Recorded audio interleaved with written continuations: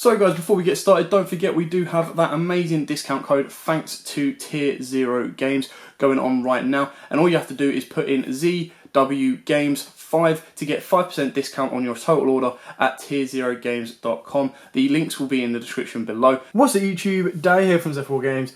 And as you can see, I am bringing you a very, very spicy update to Dark Magician. Thanks to two brand new cards that we got in Rising Rampage. Now, the sad news is both of the new cards are secret. The good news are they are incredibly cheap right now. So this one here, Fortune Lady Every, is only about £10, and the other card in the main deck that I'll show you when we get to it is about £15 at the moment, and it will probably go down in value as well. So definitely advise you guys to pick them up, especially if you're a Dark Magician player, and I'll explain why the synergy works so well with the deck when we get to it. So, without further ado, I'm going to crack straight into the profile just so I can explain why we play certain lineups as we go and kind of give you a bit of an insight into the deck itself. So, we go with the standard lineup of triple Dark Magician. I used to be an OG art like all the time, but I absolutely love this art as well. OG is just as good, but this art is beautiful. And this is something new. We're playing triple Apprentice Illusion. Usually we only play two, but Apprentice is part of the combo, or part of the two cards that gets you into this in one turn. And it's very, very cool to get into this card very, very early. And it actually offers up a lot of revival, and I'll explain what that card does when we get to it. Then, of course, we've got the triple Magician's Rod, and then double Magician of Dark Illusion. Now, what I will say after we move into the rest of this deck is I still haven't figured out the full ratios of the deck. There's still a lot that I'm playing around with, and I'll show you kind of the options of what you can take out and what you can replace them with. This lineup here is what I would say is mandatory. You have to play this kind of lineup with this kind of ratios, purely because you've got the Rod, which is Searchers, you want to max out of it, and it's your only normal summon of the deck, excluding one special hand trap. And then you've got the Magician of Dark Illusion that triggers off of your spells and traps. You've then got, of course, your Apprentice, which is your special summon, plus it goes on top of any Dark Spellcaster to give it an extra 2k boost. And then, of course, you've got Dark Magician, and it's not a Dark Magician if you don't play triple Dark Magician. So, moving on to the optional choices, we do play double Magician of Chaos. Now, I have got the Ritual engine in here. If you wanted to, you could focus more on the Quintet engine, which means you could put in your Wind Witch engine, or, of course, you could take these out for Chocolate Magician Girls and a Mahard. So, they are other options. The reason I've gone with Magician of Chaos is because it's got an additional pop effect. It counts as Dark Magician on the field or in the graveyard, so you can loop it round. And it's just a very, very good standard level 7 monster for the deck. But like I said, if you want to focus more on your normal summons, you can go with Chocolate Magician Girl. I just didn't want to flood the deck with too many normal summons. I hope that, throughout testing I've done okay with it, but through a little bit more in depth, I'll kind of figure out whether I need to replace these for a normal summon or whether the rituals kind of do the job that I need them to. Then, of course, we've got the one Dark Magician Girl, purely because we do play Bond between teacher and student, and that is an amazing card. Unfortunately, it has gone up in price a little bit, and it is probably one of the more pricier ones from Dupo. But if you can pick them up, or you already have them, then please do so. It's an incredibly powerful card. If you control Dark Magician, you special on that Dark Magician Girl, and then you get to set one Dark Burning Magic from your deck. And if you don't know what Dark Burning Magic does, it is a quick play that if you control original monsters, monsters whose original names are Dark Magician and Dark Magician Girl, you get to destroy all cards your opponent controls, and it's a quick play, so that's always going to be good. Then for our second Spice card, that is one Witchcrafter Golem Aru, sorry. Now the reason we play this is because its effect is generic for spellcasters. So when your opponent activates a card or effect that targets a spellcaster monster or monsters you control, or targets it for an attack, quick effect, you can target one card your opponent controls or one Witchcrafter spell in your graveyard. Don't worry about that part. Special summon this card, and if you do, return that targeted card to the hand. You can only use each effect once per turn. And then once per turn, during your opponent's standby phase, return this card to the hand. So you can loop this as protection, and basically the way it works is if your opponent attacks the Rod and they've only got one monster on board, or even they've got two, you can special summon out your Golem and then bounce back the monster that was attacking the Rod. And that could really, really cause your opponent a lot of issues. Yes, it does target, but the fact that it doesn't destroy can also be a massive plus. We're only playing it at 1 right now. I'm considering putting in like Witchcraft Creation, I believe it is, which is a search card, or of course bumping this up. But because it is a level 8 and it's a light, it doesn't have as much synergy with the draw cards in the deck that you could possibly put in, or of course with XYZ play, sorry. So it is purely there as a bit of battle protection for your monsters. Should your opponent go, right, I've got a 3k beater on board and then I've got a 2400 beater on board, I'm going to get rid of your Dark Magician, then I'm going to go into swing into you for 2400, you're going to go, cool, Golem, bounce the monster that's attacking, and it just gives you an additional kind of protection instead of Apprentice as well, which can also be used as a nice little hand trap. Then finally, for the last monsters, we play Triple Effect Veiler. It is a tuner. It is the second part of the combo that gets you into Fortune Lady Every, because it needs one tuner and then one non-tuner spellcaster monster, which will be, of course, your Apprentice. And then when we get to the extra deck, I'll show you again exactly what this card does, because it is incredibly fun to have in this deck.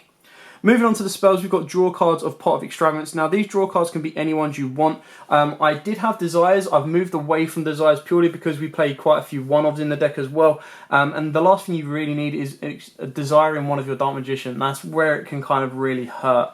But you do, of course, run the gamble with playing this. You could banish your extra deck, which, again, when I show you it, you'll see the certain cards that we try to aim to go in onto first or early enough, and then you don't need to worry about your extravagance, which if you worry about them too much, you can max them out at 3 each. But again, you can play around with it.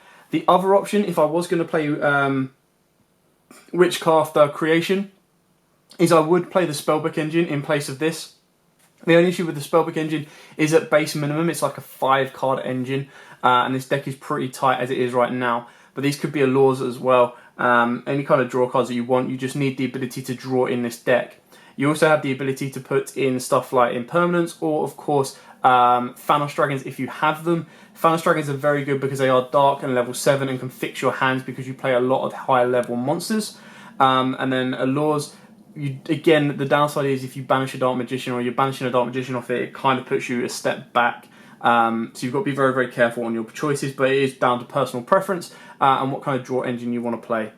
Then we've got Triple Dark Magical Circle. Not much more really needs to be explained about this one. It is your main spell. So mull the top 3, or not even mull. Look at the top 3 cards of your deck. Add a Dark Magician or a card that's a spell or trap that specifically lists Dark Magician in its name.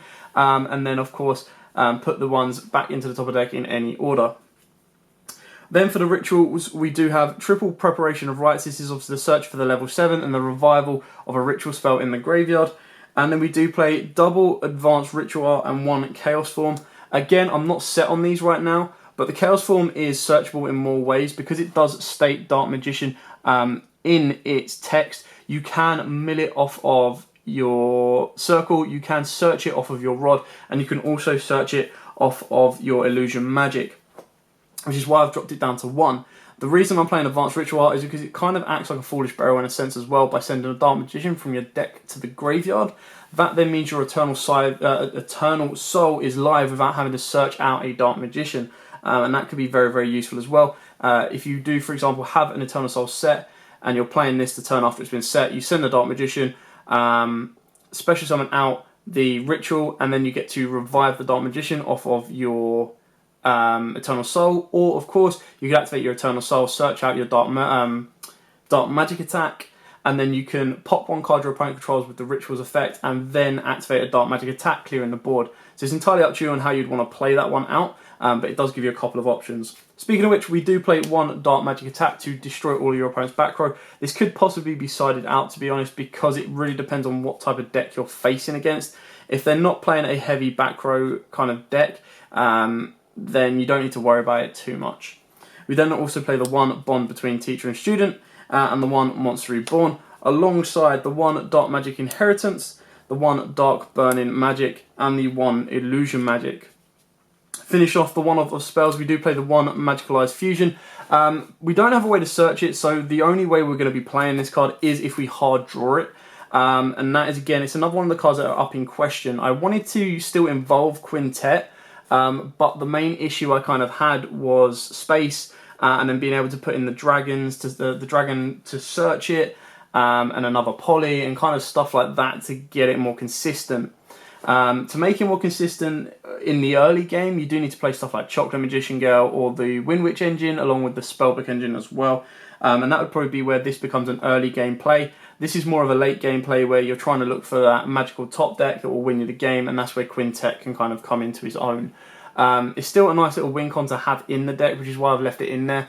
However, it could be one that is cut in this version just so that I can focus more on the synchro play that I want to be going for, and the standard kind of push of Dark Magician. For the traps, triple navigation, and back to my good old faithful double Eternal Soul. I still and and fight with myself about putting this up to 3. Putting it up to 3 is not the end of the world, and it's actually very good because you can loop the ritual monster now as well with it. But the setback of just if it's destroyed or if it leaves the field, so being banished, sent to the graveyard, returned to the hand, as long as it doesn't get returned to the deck, it will nuke your board, and that is the one thing you need to really, really avoid. But of course it does make your ritual monster unaffected by cards as well. So it is a double-edged sword in a Dark Magician deck, so you have to be very, very careful how you choose to play that. Again, that comes down to personal preference, whether you want to go for 2 or 3, and kind of play it around that way. Now onto the extra deck, I do play double Fortune Lady Every. Very, very cool card. So it requires 1 tuner, 1 or more non-tuner spellcaster monsters. It is a level 7, so you can see the synergy in that you can actually make ranked 7s with this. This card's attack and defense become its level times 400, so it'll be 4 by 7, which is 28. So it's a base of 2800. Once per turn, during your standby phase, increase this card's level by 1, maximum 12. Then you can banish 1 face-up monster your opponent controls. So, non-target banish, which is great. And it also gets to increase its attack. So it goes on a base of 28, which can then go up to a 32, and then all the way to whatever 4 times 12 is, 28, 40, 56. So it can go up to a 56 if it lasts 5 turns on board. Doubt it will. What makes this card so good is, during your opponent's end phase, if this card is in your graveyard, you can banish 1 other spellcaster monster from your graveyard, special summon this card. Only use this effect once per turn. You can actually revive this synchro. So if you use it as XYZ material, detach it, send it to the graveyard. During your opponent's end phase, you get to bring it back. And then during your standby phase, you get to go, cool, increase to an 8, and then I'm going to banish that card without targeting. Very, very good, very, very powerful, and very, very useful. It gives you a 2800 defender that can loop itself unless your opponent's going to call by the grave it, which wouldn't be the end of the world, but it's still a very, very good card, and I do advise picking them up because they are only sitting at about £10 each right now. Next up, we do play double Ibon Illusion. We've pretty much doubled out on all the main cards that we need. So we've got double Link Spider. Obviously, we use this to link off into, use our Dark Magician to link off into it. One thing about Ibon Illusion is it is just to generate 2 level 7s, so that is where, of course, your Fortune Laden Every can come into it. Link Spider is because under Eternal Soul, you loop off your Dark Magician into a Link Spider, and then, of course, you can bring it back with Eternal Soul. Double Quintet, double Wee Witch. Wee Witch is probably less relevant in the sense that we are playing a mixture with lights and darks right now, but it's still very, very good to give all your Dark Magician a nice little boost, putting them up to 3k base. Again, we're playing 2 purely because of the fact that the ones that we're playing at 2 are the ones we want to that we actually want to use and utilise in the extra deck, which is the ones we don't want to be banishing all off of Extravagance. But sometimes it does happen. You just adjust your game plan accordingly if that does happen. And then, of course, we've got the standard one-offs of our Cerberus, our Phoenix, and I'm going to squeeze the Unicorn in the middle right there. So we've got these as our standard 3-ofs. 3-ofs, 1 of each. Don't have to be these can be any ones you want. These are the ones that we do not worry too much about if we do lose them. We then obviously play the 1 Crowley, the first Prophecia. This could easily be the Wee Witch second instead of the second Wee Witch, one of those if you wanted to. And we've got the 1 Red Eyes Flare, just for those moments in time where if you go first, or if you have a way of getting 2 Dark Magicians on board or 2 level 7s, make Red Eyes Flare, pass to your opponent, and then start burning them away during time if they activate anything. Of course, you do have other options like Big Eye. Because we are playing Free Apprentice, you can play Naruto. There are a couple of other options that you can play around with. You can go with rank 4s, Borrow Sword, Borrow Load. But because they require effect monsters, they can be a little bit iffy to do. You can also put an Apollo in the extra deck as well. But like I said, with this deck, you ideally want to be aiming for like your Link 2s and then working up to your Link 3s. Just the only reason you'll be linking off is to put your Dark Magician in the graveyard to then bring it back anyway. And like I said, you ideally want to be using your Fortune Lady Every as a little tech card going first. And all you do to do that is if you open up with an Effect Veiler and an Apprentice, if you special summon out your apprentice, normal summon the effect Veiler, go straight into this. You've got a nice kind of defensive card of 2800 beat at your first turn. And then if you've already searched out a Dark Magician off of your apprentice, if you have some way of getting a navigation, or if you've hard drawn into a circle, you can then set up your plays for the Dark Magician play during your opponent's turn, which can of course disrupt them a little bit more. Obviously, the other cards you can start mixing into this deck as well is the Eye of Tomias kind of fusion plays with your Paladin and your Dragon Knight. That is one of the big ones that I have left out of this deck, because again, as it counts as Dark Magician on the field and graveyard, you can loop it with your Eternal Soul. That is where the Ritual monster comes in. There's space in the extra deck. It's just finding the space in the main deck to kind of take out some of the tech touches and increase them with the fusion monster or monsters. So that's definitely something I still need to look into and I still need to play around with. This is just a nice little introduction into why I think if you're a Dark Magician player, you should definitely be picking up Fortune Ladies, and you should definitely be picking up at least one Witchcraft the Golem, just to kind of try it out as a nice side deck card. I mean, if you have it in your main deck going and it can catch your opponent off by guard, they're like, excellent, I've got game, attack, you drop the Golem on them, bounce the card back to the hand, they're like, ah, yeah, that's kind of stumped my place. So like Borrelsword is a prime example on this. Borrelsword declares an attack, because it's Borrel Load that can't be targeted by monster effects, but Borrelsword just can't destroy a battle. So then you just drop the Golem, bounce the Borrelsword. The Borrelsword's not then doing anything. If it wants to chain and switch something to defense, like the Golem, okay, cool. It doesn't really matter. You've bounced the Borrelsword back that they've put all their resources into, and it gives you a nice defensive play, and it doesn't cost a huge amount of money. I mean, a 15 card Golem over a like 35 to 50 pound Borrelsword is probably worth it. And 10 pound Everys, at 10 pound I'll be picking some more up because I think it's a really, really good card for a generic spellcaster deck. And then of course for a Fortune Lady deck, if you do want to build that, now that they've announced the reprints in OTS 11, it's also a nice thing to be picking up for them, especially with it being quite cheap at this moment in time. Anyway, that is it for the deck profile. I hope you liked it. I hope it's given you an insight into the Dark Magician build and how it can change and be so varied and give you a couple of other options as well. If you do have any kind of feedback on the deck, like different areas, like do you prefer the Ritual or do you prefer the Fusion? What kind of angle would you like to take your deck in? Then let me know in the comments down below. I'm always open to suggestions of improving decks and you know, kind of just trying different angles out, which is why I've got the Fortune Lady and of course the Golem in the deck as well. Dark Magician is my favourite deck. I enjoy playing it. It's just a shame that it's being hindered with some of its effects.